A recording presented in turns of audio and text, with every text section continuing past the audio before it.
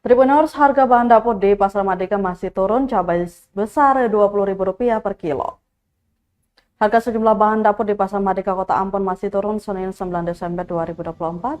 Pantauan tribunambon.com pukul setengah 4 sore, harga cabai kecil dibanderol Rp40.000 per kilo.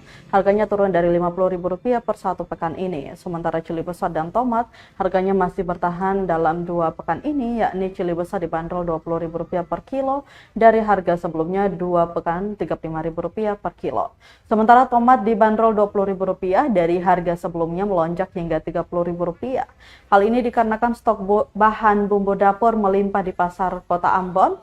Untuk prediksi kenaikan atau penurunan harga jelang perayaan Natal dan Tahun Baru 2024-2025, Iwan belum mengetahui pasti. Hal tersebut dikarenakan bahan-bahan itu sering mengalami fluktuasi dengan waktu yang singkat.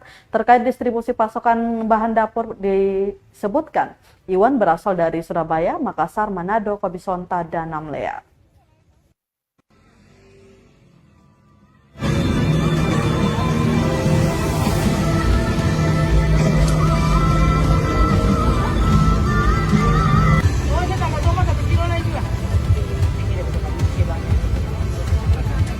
Hanya boleh semua boleh.